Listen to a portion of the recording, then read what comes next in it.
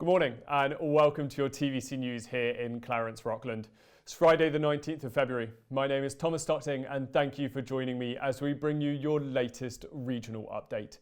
In your headlines this week, local COVID update as the region moves into the orange zone, new self-isolation requirements imposed by the EOHU. We look at Franco Ontarien Heritage Month. We ask Valoris about the pandemic's effects on children's mental health, and a new natural heritage system survey is published.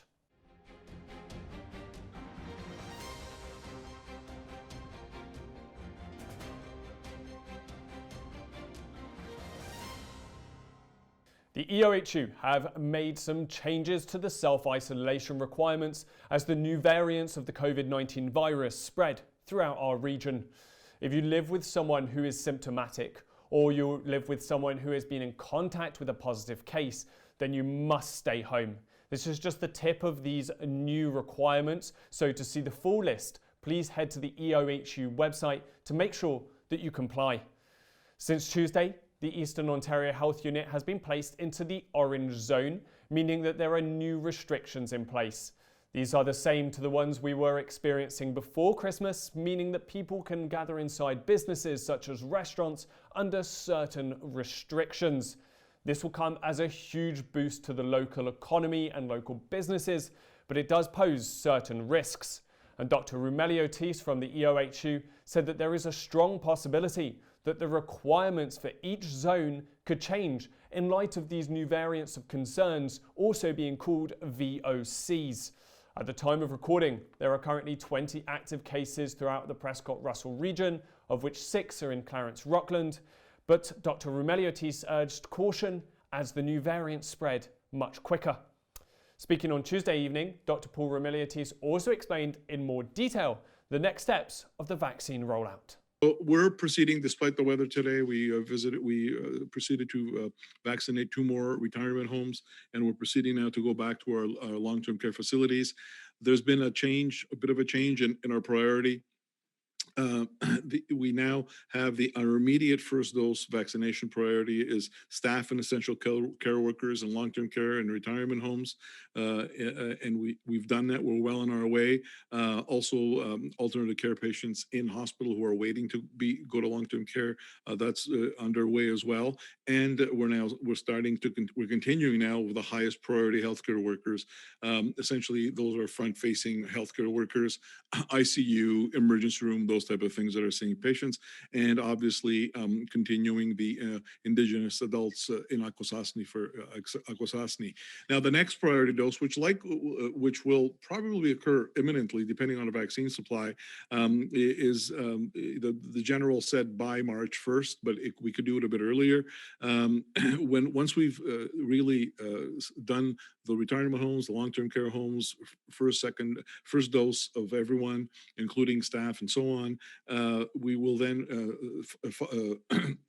concentrate on 80-year-olds and older. That, I think, to me, it's very important. Continue with our staff and retirement homes and so on. Healthcare workers at the high priority level, which is a lower level. In accordance, we have a prioritization framework, and as well as start vaccinating adults in chronic care at their homes.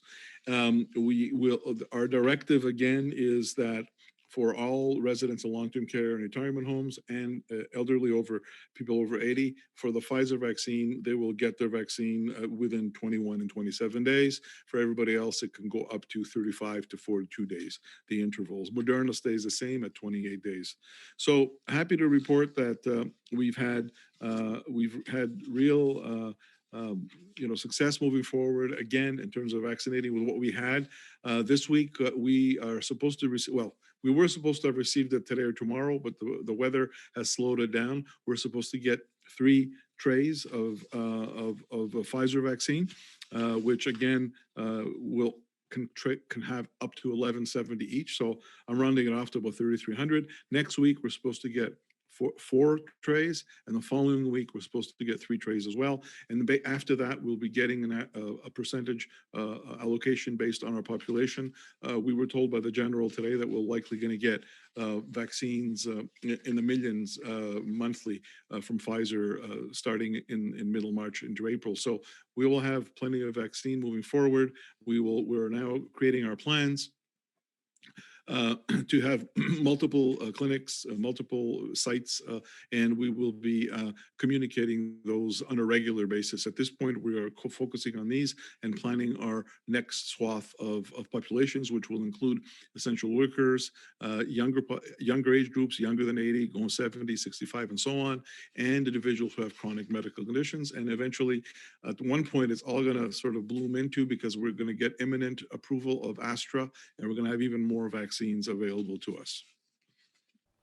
As the vaccine distribution continues, we will ensure to bring you the details on its availability as and when they are made available to us. Make sure you follow our social media channels to remain up to date. The pandemic has taken its toll on every single one of us, but a specific area for concern has been the effects on the mental health of children and teenagers. On the wake of the end of this second lockdown, we spoke to psychotherapist Natalie Lacroix from Valoris, place here in Clarence-Rockland, about how you can identify those who are struggling and what we can do to help them. Mrs. Lacroix, thank you very much for being with me today here at TVC 22, as usual in the virtual sphere, as we so have to at the moment. We're here today to do a little follow-up. We spoke last October about children and adolescents' mental health, especially coming out of that first lockdown. Unfortunately, we now speak in a position where we're coming out of a second lockdown. So kids' mental health has been a worry since the start of this pandemic, but what kind of effect do you think this second lockdown would have had on them, especially during this darker, gloomier time of year? We're definitely seeing an impact on children and teenagers. Psychologically, we know they're not doing very well from the statistics and the research. We're seeing an increase in anxiety, depressive symptoms, also eating disorders. We've seen an increase, and as well as calls for assistance and for help. So yeah, we definitely see the impact on the teenagers. And a recent announcement by the government has been that unfortunately March break has not been cancelled at the moment, but has been pushed back until April. So running on the assumption that a March break will, a spring break, pardon me, will occur a little bit later. What kind of effect do you think this non-stop schooling is going to have? Because kids tire out, right? There's risk of burnout. How do you think we can help children coming through this period? I kind of like to see it in, there's two ways to see the fact that the spring break is pushed. Is we've seen a lot of kids have no motivation and being less performant because they were homeschooling. So the fact that they're back in school is obviously maybe they are a little bit more tired, but they get to have that face-to-face education, but they also get to see their friends. So that's the good part of not having the March break. Maybe if we look on the positive side, is that for that week, they will still get to be surrounded by friends. And what are some of the signs? Obviously now kids are back in schools and parents see them every day. Of course they do. So what are some of the signs that parents as well as teachers can look out for to see that maybe the children are struggling with their mental health?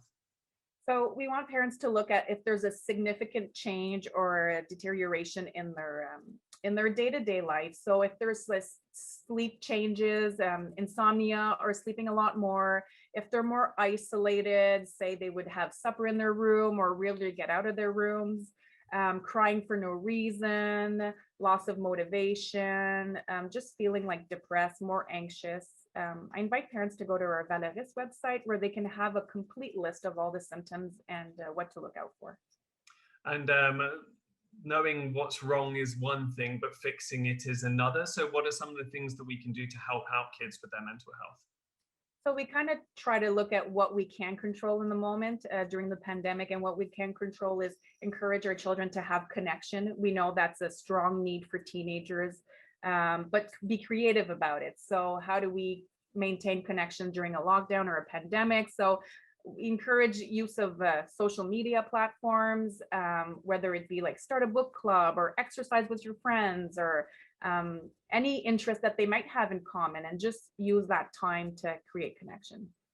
I mean, pre-pandemic, we were looking at social media as something that could be very negative on kids' mental health. So how do you strike that balance now between using it as a positive influence and not overusing it so that it deteriorates one's mental health? And that's really the challenge families are facing right now, is how to balance both. I think if children are not overly reading the news or being anxious about it, but just really taking this time to have fun with their friends. And if it can't be face to face, then do it virtually. I think that's very important, and it's better than no contact with their friends. As you say, with teenagers, the use of online, whether it's online gaming or social media platforms, it's something that they use all the time. They're very autonomous people, but younger children struggle a little bit more with that. They don't have so much autonomy. So how can parents ensure that those younger children are still getting the sort of social aspects they still need from their lives? Kind of feel like younger children don't have the same needs as teenagers to be with their friends all the time and being social. So I think family time is what's most important. Get outside, do some physical activities, create family routine, games nights. I think the fact that some children have siblings, they get to play with each other. So just creating family connections for younger ones is what I would encourage, rather than just being on social media, every family member separated in the household. And obviously you work with Valoris locally, Clarence-Rockland and Prescott-Russell. So what are some of the services on offer to help out parents or even teachers that might be worried that the kids that they're looking after are struggling with their mental health? So we do have some information on our website that parents and teachers can go see, and parents and teachers are also invited to call in our 1-800 number where we can get services and counseling for teenagers and even help and assistance for parents. Well, Natalie, thank you very much for your time today. I greatly appreciate you coming to speak to us, and hopefully we can catch up and again in another couple of months' time with some more positive and light aspects of the news. Thank you very much, Thomas. Cheers. February marks Black History Month, but locally it is also the time of year to reflect on the Franco Ontarian heritage of our province. To celebrate, the Réseau de Patrimoine Franco Ontarien, based in Ottawa, has put together a jam-packed calendar of events, exhibits and activities all month, and you can find those all online. We spoke to MPP Catherine Kitts from Cumberland to ask her why it's important to retain a francophone influence in the region. Councillor Kitt, thank you very much for joining us today. We're here to look at the month celebrating the heritage of Franco-Ontarians. So I would just like to start off by asking you, why do you think it's so important to look back at the historic role that the French language has played in our province?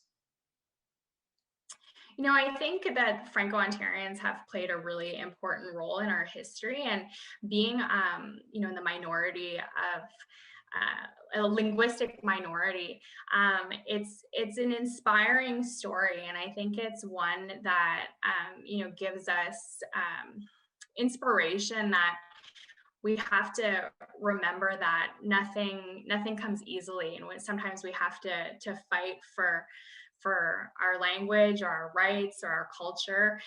My own family is Franco-Ontarian. I'm very proud of that fact. I always credit, you know, I think I have a strong work ethic because I came from that Franco-Ontarian fiber. So I think it's a really important part of our history and something to be proud of. Last year in a study published by the provincial government, it said 11.2% of people in Ontario could speak both, at least to a certain extent, both English and French.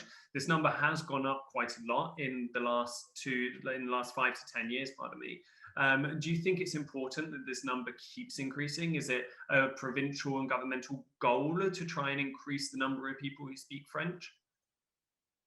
Yeah, I mean, I think it's great that it's increasing, but I also think an important question to ask ourselves is why is it fluctuating?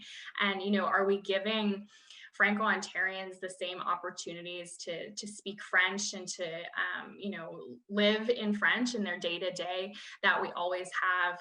For my own family, my own parents, they moved to Orleans, which is, you know, historically a pretty Francophone part of the city of Ottawa.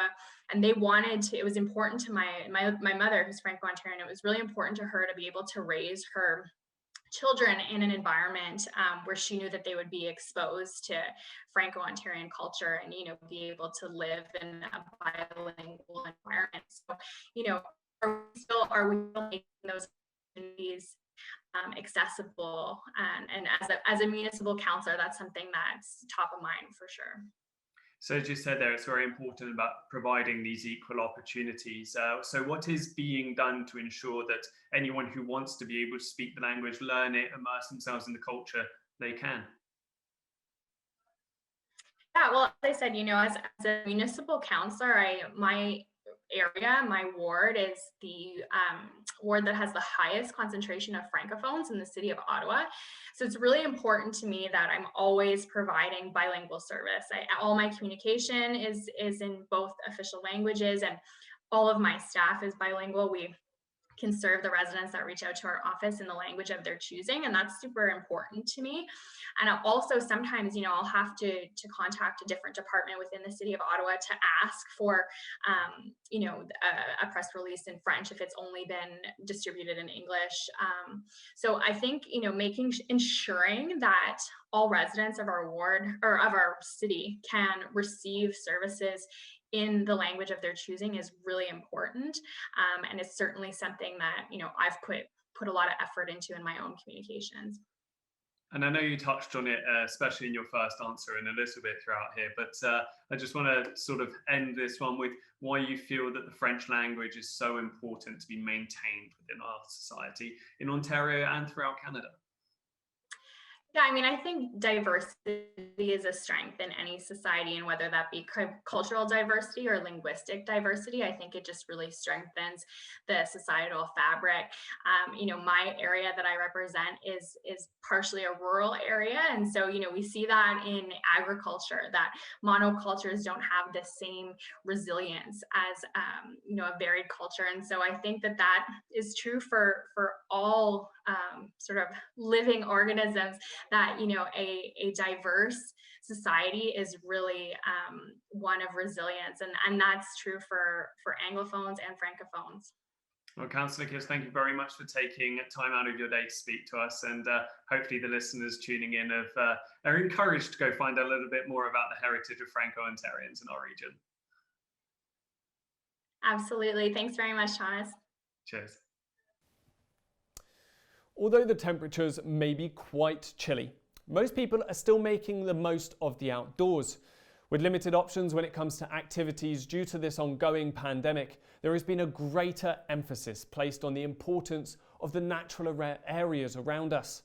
South Nation Conservation recently announced that the natural heritage systems had been redefined to be a little more accurate. The study on these NHSs was to determine the most important natural areas used by animals to move from large core natural areas such as Larose Forest, where I sat down with Alison McDonald from South Nation Conservation to find out a little bit more on these changes.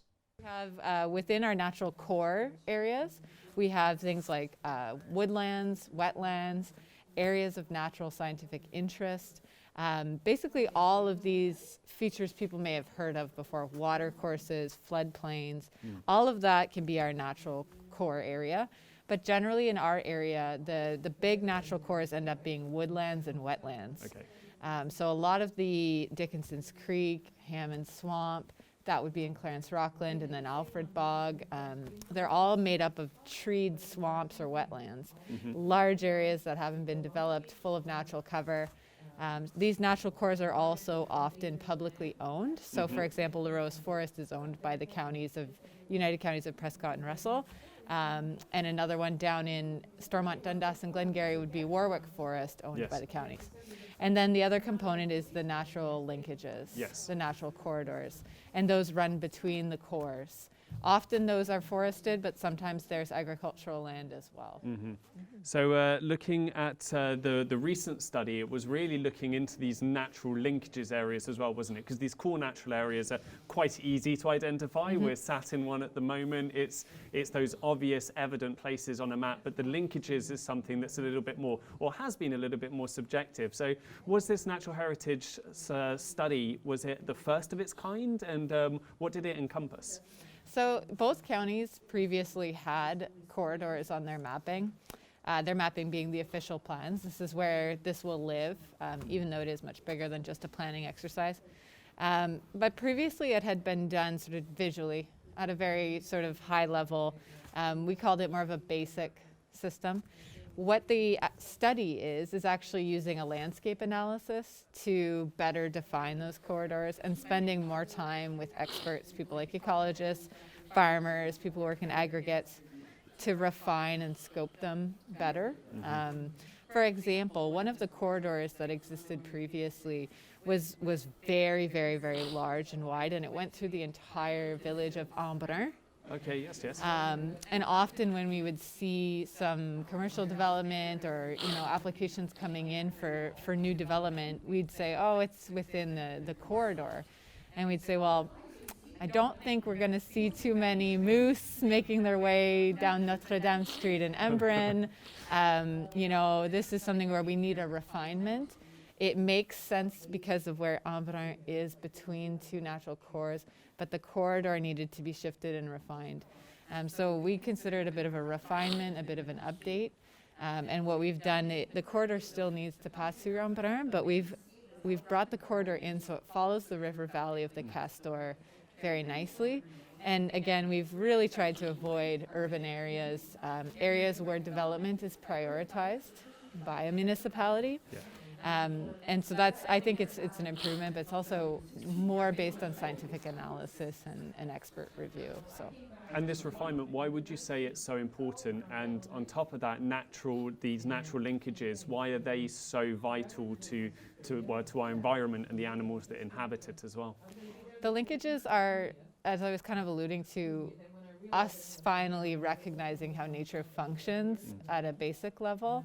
I think if you're a farmer or someone who works with animals, you understand that after a while, if you have a herd of cattle or sheep or anything, you have to cycle individuals in and out of that herd. So biodiversity is really the exchange of genetic material. It's the romance of the animals. And if you have moose that are stuck in Larose Forest, the moose do a great job in Larose Forest. They've got lots of habitat. But after a while, some of those moose need to move out of that community, go down to Alfred Bog, and recognizing at a human level that these corridors are needed, that they're important, they should be restored and reforested so that animals can move. It's just us recognizing what animals naturally need to survive. Biodiversity is huge. It's there's a lot of people recognizing the importance of a resilient landscape as we see climate change and other things, kind of putting pressure on our environment. If animals are not able to move, plants also will not be able to move, and these populations will stagnate, and essentially they can become knocked out by one virus, obviously we're learning a lot about that right now. Yeah, I was going to say that's very topical for what we've been going through at the moment, indeed. Yeah, and actually you see a lot of people trying to get out and be in these natural spaces too, right? And we have roads to get there when we need to get there, but the animals kind of need the same thing. And if we don't recognize that in our planning policies, then as we develop, we start to encroach more and more on these spaces. The study is not to impose any restrictions on people. It's more to make people aware at this point, to say that it's important to acknowledge it, and hopefully to see some action from private landowners in terms of trying to put more trees on the ground, especially around watercourses and whatnot. So at this point, it's really about education and communication, but it is being formally put into these planning documents to say this is something that is important, we recognize it. So. And you touched on it in a little bit with the Embrun example and the idea of following the river. How are these natural linkages selected? Because there is a ton of space. How do you bring it down to a tighter corridor, as you were saying? And is it worth bringing it down to a tighter corridor? Is it not better potentially to leave a wider area to maybe stop some construction on that area? So the way we did it was actually a lot of heavy lifting at the beginning. We took the entire, if you can imagine, like on Google Maps, when you look at that aerial photography, we took the entire landscape and we scored it. And each type of land use received a different score, reflecting how easy or difficult it would be to cross. So it's very coarse level. You don't have to get too in depth, but basically, if it's a natural forest, it would be easy to score. So it would have easy to cross, so it would have a lower score. If it was the 417 highway, it would have a higher score because it would be a barrier. And then you run an analysis that's almost equivalent to running like water down a hill, water will always find the easiest path. You've essentially created a landscape that's either difficult or easy, and then you run it as if it were a moose crossing. You run it through that landscape, and that model finds the easiest path. Then you use your common sense, kind of what you were getting at, to take a look at it. And we did actually make the corridors slightly larger where they go through natural cover already. And especially if that was publicly owned, part of a floodplain, zoned restrictively. But if it did go through a town, a place like an aggregate operation, we narrowed it in because we recognize that there's a balance on the landscape. We need areas to develop. We need areas to obtain stone and gravel, and we also need farmland. So we tried to be practical with it and make sure that it actually reflected areas that could be reforested or were potentially able to be naturalized. And if we had more than one option, we would choose the best one. So yeah. And if you want a highlight of how important these linkages and core natural areas can be, make sure you go and do a little bit of research on Alice the Moose. Alice the Moose, you won't regret it. So that's it for this program this week. If you want to hear a little bit more from the interviews or any of the previous interviews in our previous shows, you can watch most of them in a longer format on our YouTube channel. We're also actively looking for volunteers and civilian journalists. So if you're interested in taking up a hobby locally, then get in touch with us, as we'd love to have you. And of course, if there's a story that you think needs sharing, then you can reach me by email at nouvelle with an S at the end at tvc22.ca or by phone at 613-446-6037 extension number 4. And of course, you can find us on any of our social media channels. Have a lovely weekend, Clarence-Rockland. Get outside, make the most of it, but do stay safe, and I'll catch you next week. Goodbye.